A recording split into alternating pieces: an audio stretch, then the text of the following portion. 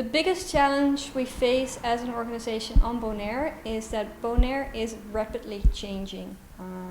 It's a growing industry, lots of tourists are coming, we see the cruise ships, so we have to adapt to local challenges and we have to continue to look for ways to manage our sea turtle population.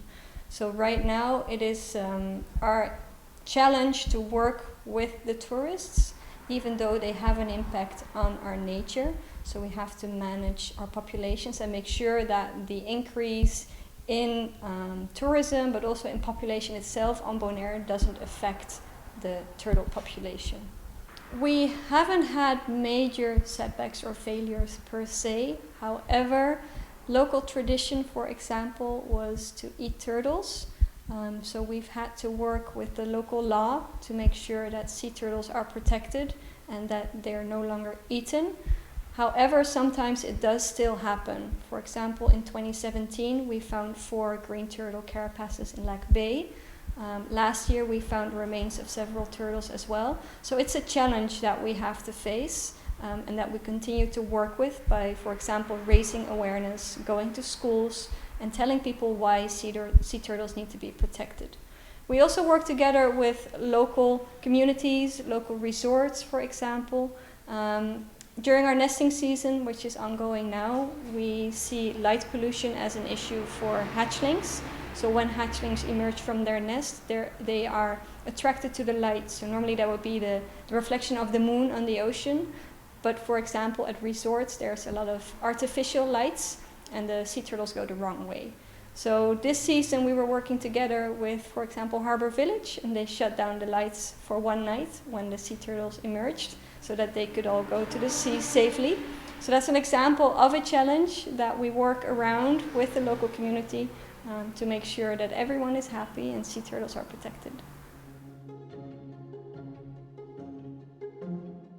In the beginning of Sea Turtle Conservation Bonaire, we only had very few staff and it was mainly focused on research, so the monitoring of the sea turtles to find out more about the population that we have, the numbers of sea turtles, the nesting, where do they go.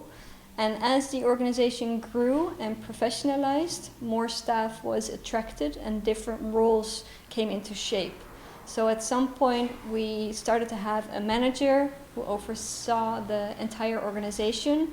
We had a field coordinator who was really focused on collecting data in the field, and a communications and fundraising coordinator who was mainly focused on getting the money, outreach, education, awareness. So those roles grew into existence as the organization grew. Nowadays we still have those functions. We have a manager, we have a field coordinator, and we have extra staff that help us with consulting, field specialist work.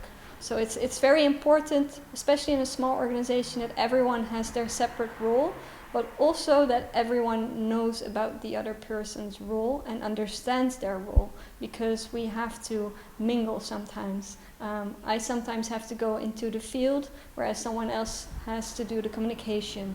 So those roles are clear, but we need to help each other because we're a small staff, small organization. A good tip for small organizations is to work with interns. We always have an intern that helps us with our field work, with the data collection, but also the data entry into the systems. And it's a great support for our staff, and it's also a way of teaching new staff, the staff of the future, and helping those students find out about working for a nonprofit, what it's like, and if they're interested in pursuing that career. I think grassroots organizations for a small island like Bonaire are very important. It's a way of inspiring change from within the community, from the bottom up instead of top down, which I think is a good way forward for us especially. I think it's also very important that local organizations work together. So we're not all separate islands within our own island. We have to work together to move forward. We can share expertise, for example, on communication, on fundraising, but we can also share our volunteer base.